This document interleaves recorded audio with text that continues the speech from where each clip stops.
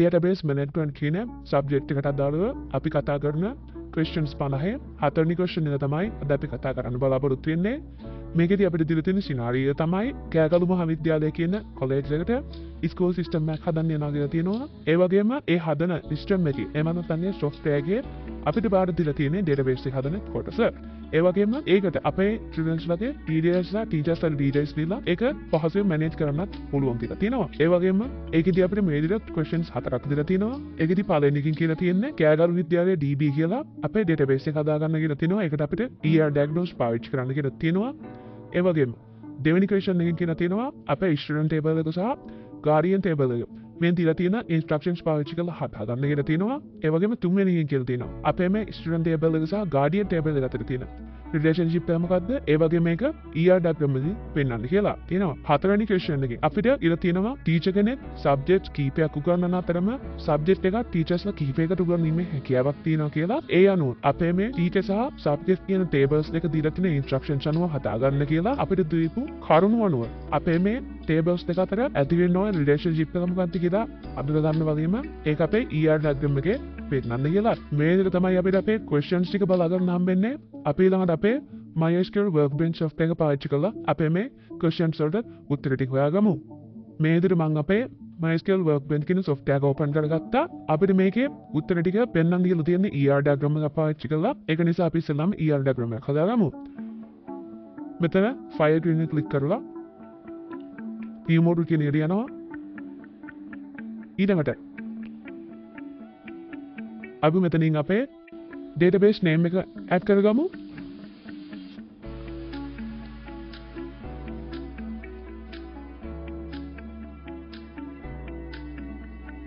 මේ විදිහට අපි අපේ database එකේ name එක මේ විදිහට add කරගත්තා. ඊළඟට අපිට තියෙන්නේ මේ විදිහට අපේ ER diagram එක හදාගන්න එක.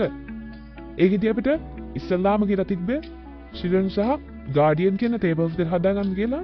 අපි ඉස්සල්ලාම මේ tables දෙක හදාගමු.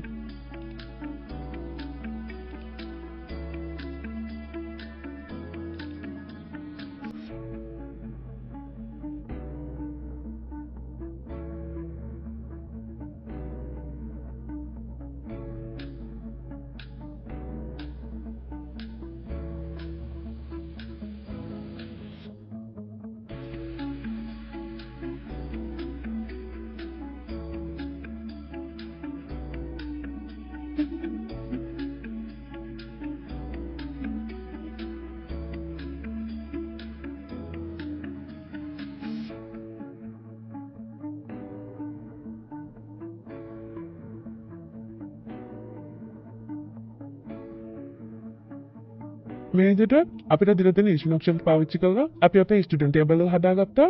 අපි ඊළඟට අපේ guardian table එක හදාගමු.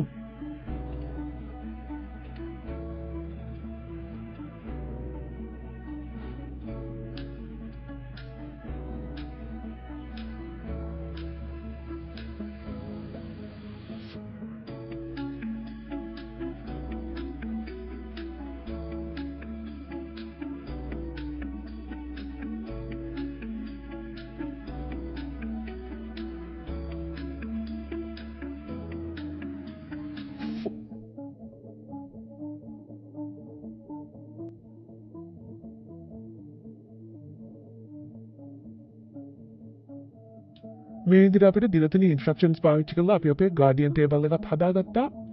ඒ අපේ දෙවෙනි ප්‍රශ්නෙට උත්තරේ අපි මේ විදිහට සම්පූර්ණ කරගන්නවා.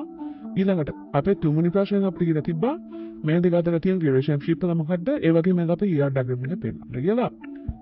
අපේ student කෙනෙකුට ඉන්න පුළුවන් එක guardian කෙනයි. නමුත් guardian කෙනෙකුට students ලා කිහිපයක අයිතිය තියෙන්න පුළුවන්. එතකොට student ගේ පැත්තෙන් මේක බලුවොත් මේක one to one relationship එක. නමුත් guardian ගේ පැත්තෙන් මේක බලුවොත් මේක one to many relationship එකක් වෙනවා.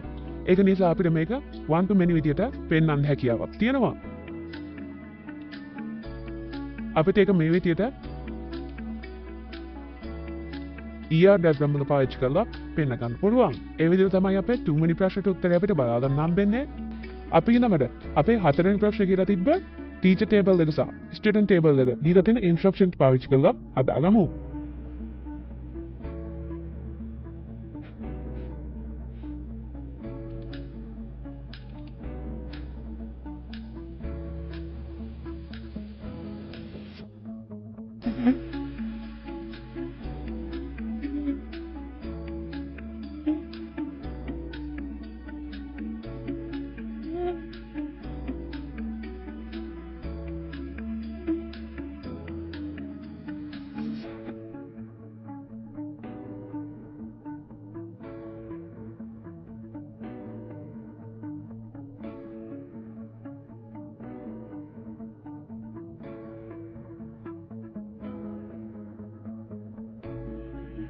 මේ විදිහට අපිට දීලා තියෙන ඉන්ස්ට්‍රක්ෂන්ස් පාවිච්චි කරලා අපි අපේ ටීචර් ටේබල් එක හදාගත්තා.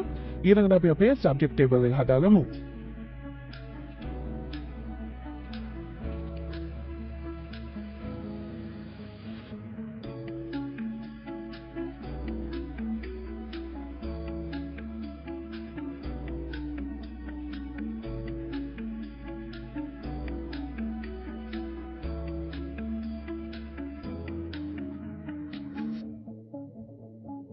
මේ විදිහට අපි අපේ සබ්ජෙක්ට් ටේබල් එකත් හදාගත්තා.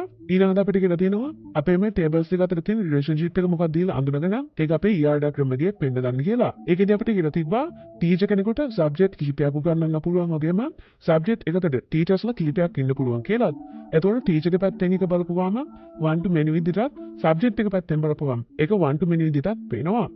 මේ විදිහට 1 to many relationships දෙකක් තියෙනවා කියලා කියන්නේ ඒක many to many විදිහට තමයි අපිට ඩිස්ප්ලේ කරගන්න සිද්ධ වෙන්නේ. අපි ඒක ER diagram එකේ පෙන්න ගමු.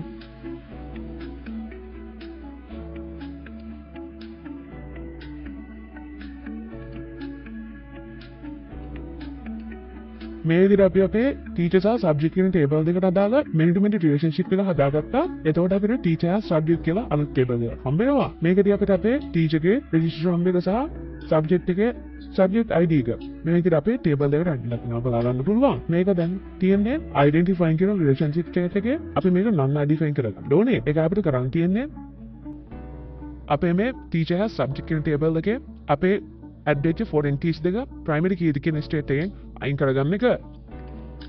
අපි මේකේ ID එක විදිහට අලුතෙන් column එකක් මේ විදිහට add කරගන්නවා. ඒ වගේම ඒක int එකක් සහ primary key auto increment විදිහට අපි ඒක add කරගන්නවා. මේ විදිහට තමයි අපේ question set 4 එකේ තිබ්බ ප්‍රශ්න වලට අදාළ උත්තර ටික අපිට බලා ගන්න හම්බෙන්නේ. අපි question set 5 එකත් එක්ක ඊළඟ වීඩියෝේ හම්බෙමු.